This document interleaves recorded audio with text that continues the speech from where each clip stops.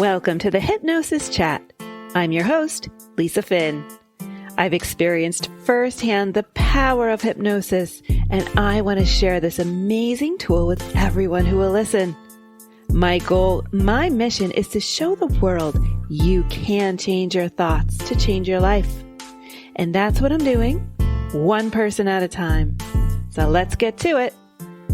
Hello, Lisa here, and welcome to the Hypnosis Chat, Episode 8.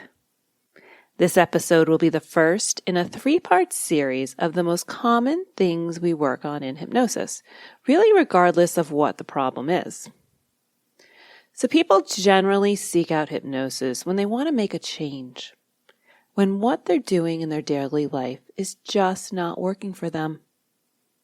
What they are doing is not making them happy or successful or fulfilled. And many times, we know what we're doing is not good for us. Maybe it's overeating or smoking or drinking too much or fighting with a spouse or kids. But what we're doing is something that we know is not good. It's just not working for us.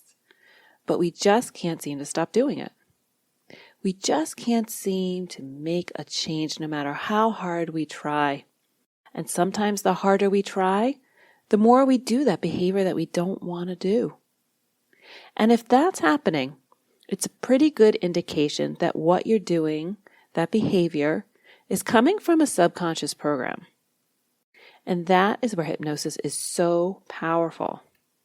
Hypnosis is a state of mind that makes it easier for us to do what we actually want to do. It opens our minds to change, and it allows us to change our perspective so that we can change our behavior. So when I work with hypnosis clients, there are 3 areas that I find are common to almost every issue. And the first of these 3 is our self-talk. It's that story that we are telling ourselves, the words and sentences that run through our minds. So one of the first things I ask pretty much every one of my clients is, how is your self-talk? Because those thoughts create our feelings, and our feelings motivate all of our actions, our behaviors, and our actions and behaviors create our results. So if you're not getting the results you want, we can look directly at those thoughts because they are what is creating that end result. If you're telling yourself that you can't do something, I can't do it, then your brain will listen to you and you will not be able to do it. Because when you tell yourself, I can't, what kind of feeling does that bring up? We know it's not a good one because you've left yourself with basically one option. A negative thought is only going to lead to a negative feeling, a negative emotion. Now I'm using the word feelings and emotions as the same. They're just a vibration in your body. And from I can't, you are never going to feel confident and optimistic, hopeful and motivated. So many people come to me and they just want to feel confident and motivated. And I ask them, where does your confidence come from? Where does your motivation come from? Well, these feelings come from a thought. And where do our thoughts come from? Well, our thoughts come from our programs, our beliefs, our worldview, our subconscious mind. And if those programs and beliefs aren't getting us the feelings that give us the behaviors and results we want, we can decide to change those thoughts, those programs, and those beliefs. It's actually pretty simple. Change your thoughts to change your life. It's simple, but it's not always easy. Because we have this biological construct called negativity bias. We are programmed to see all the negative things that happen in the world. And it worked really well for us back in the day when we were trying to avoid that wild saber-toothed tiger who wanted to eat us. The people who were on high alert and saw the danger around every corner. Those are the ones who survived the wild. The people who stopped to smell the pretty flowers and didn't notice the tiger, those are the people that got eaten. So we are descendants from the people who are on the lookout for danger. And it worked for us. Fast forward to today, and we're still doing the same thing. But the dangers are now that email or text or the news with the latest tragedy or the things that someone says or does. We are bombarded all day long with things our brains take in as threats, both external and then the internal story that we're telling ourselves. And it can leave us in a perpetual state of fight, flight, or freeze, which most of us know is not a good state to be in all day long. It wrecks our health, physically, mentally, emotionally, and it leads to so many problems. The good news is that we can override the emotional state of fight or flight with our conscious mind. Keep in mind, when we're in fight or flight mode, we are in subconscious mind. We're in emotion. And it almost always is an overreaction. In this state, we don't have access to our rational, logical, prefrontal cortex, our conscious mind. We cannot make those good decisions. So let's first talk about what to do with that internal chatter that leaves us in the state of fight, flight, or freeze. I teach my clients a 3-step process to override negativity bias and to stop focusing on the negative. Basically, to stop thinking worst case scenario and start thinking best case scenario. We can decide consciously to focus on the positive, to see the good in ourselves and the world around us. So we trigger that parasympathetic nervous system, that relaxation response. Then we can stay in relaxation mode, and then we can access the conscious mind and make those really good decisions. We focus on staying out of fight or flight, out of stress mode, out of triggering that sympathetic nervous system, staying in relaxation. So our goal is to eliminate negative talk and limiting beliefs. Negative talk can just become a bad habit. It's really a flawed technique with a positive intention, because we think if we just beat ourselves up enough, we'll get a positive result. But that never works.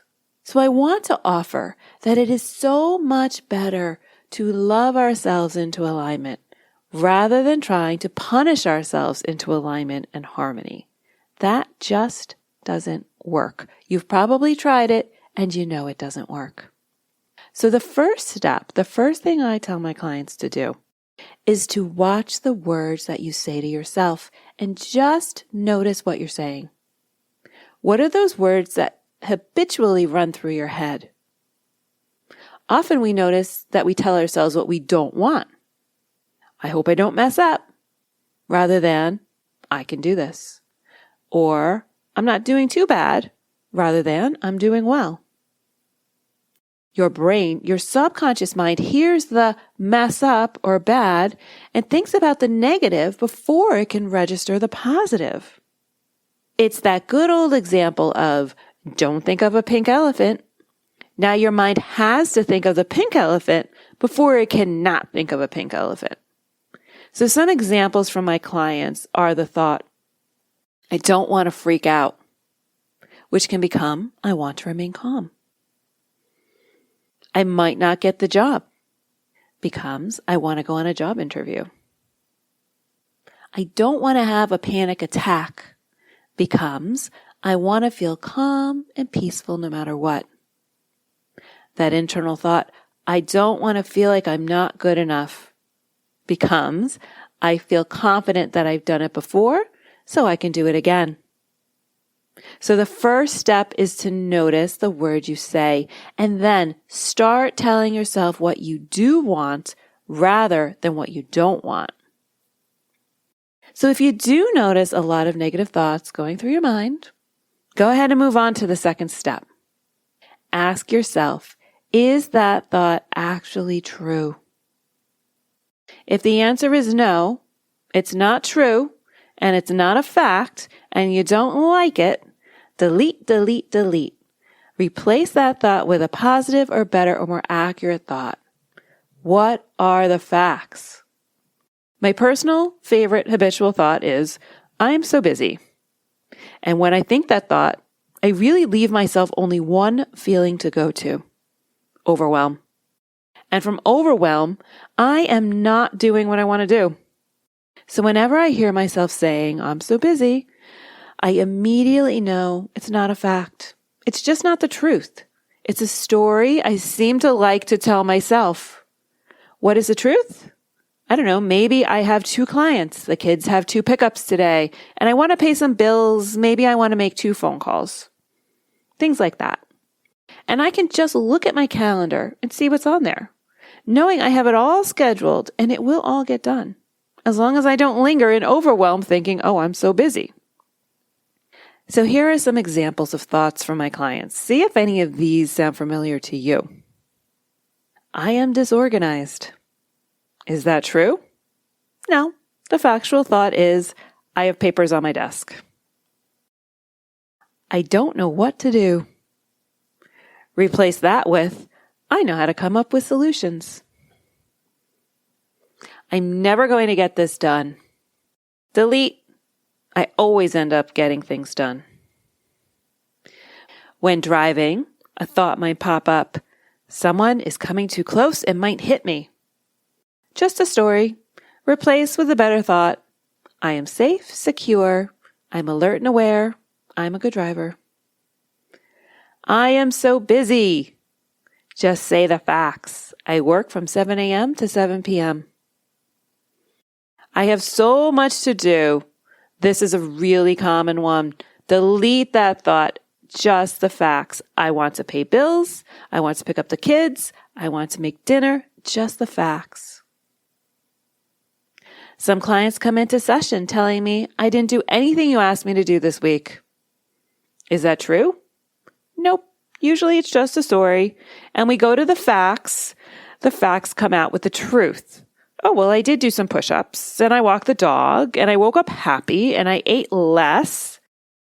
So when the truth comes out, that story that we were telling ourselves wasn't even true. I am not in control. Just a story. The fact is, I am always choosing my actions. So what I do with my clients is we come up with a default thought. So when our minds go to that familiar negative place where we like to hang out, we have a better, more accurate thought ready to go.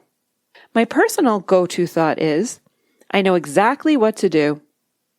I have this written down on an index card right next to my computer so I can always see it as a reminder. I know exactly what to do. I know exactly what to do. I know exactly what to do. I know exactly what to do. I know exactly what to do. It pretty much works in every situation, putting emphasis on the appropriate word, and it just seems to open my mind to solutions, to my logic and reason mind, rather than keeping me stuck in that negativity. Some other examples from my clients of default thoughts that they like to go to. I got this. I am worthy and I'm okay. I am smart and I can figure this out. I am always in control of my thoughts. I can do this. You can do this. Now, sometimes putting it in the second person perspective feels like a little pep talk from a good friend, and it makes it even more believable. Now, on to the third step. What if that thought is negative, but it's actually true? Well, that's when we add the and positive thought. Not the but, the and. So the positive balances out the negative.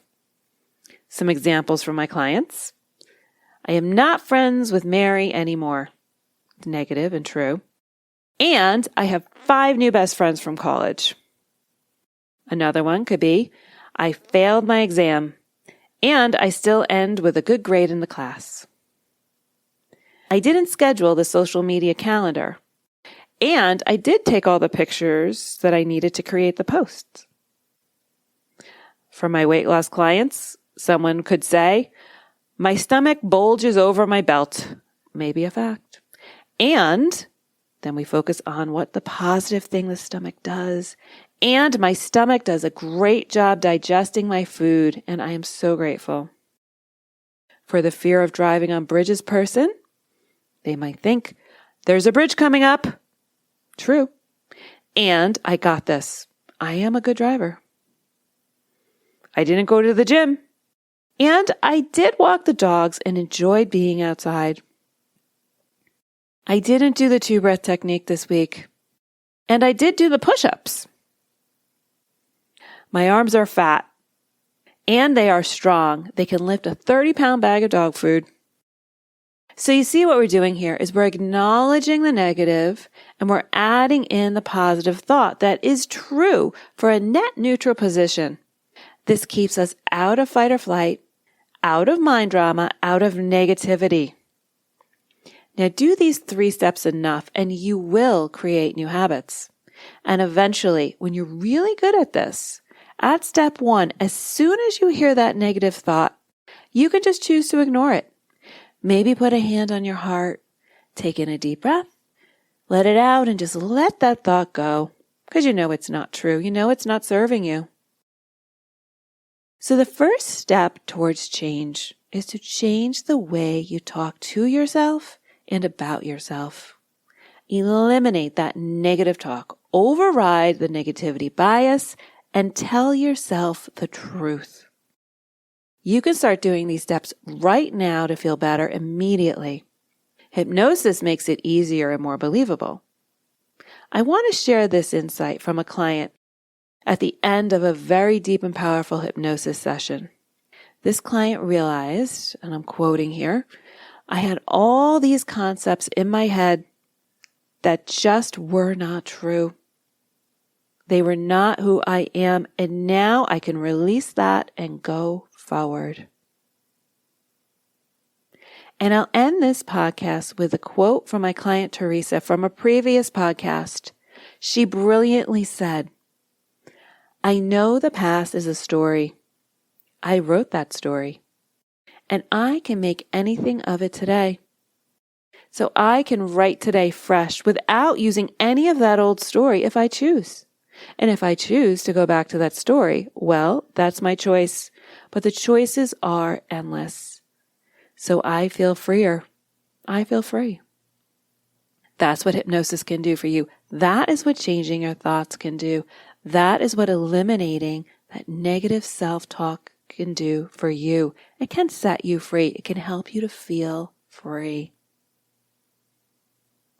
So that is what I have for you today. You get to decide what the story is in your mind. You get to decide what you tell yourself, and you get to decide if that is working for you, or if you want to make a change. And if you want to make a change, do the steps I've outlined here and see how your life changes. Thanks for joining me here today. If you are ready to make a change to the story you're telling yourself, change the programs and beliefs that are just not working for you. If you can't do this on your own, schedule a free consultation with me at lisafinnhypnosis.com and we can chat about how hypnosis can help you make the change that you want to make. And if you'd like to learn more about hypnosis, check out my other episodes of the Hypnosis Chat. And you can find me on Instagram and Facebook at Lisa Finn Hypnosis. That's what I have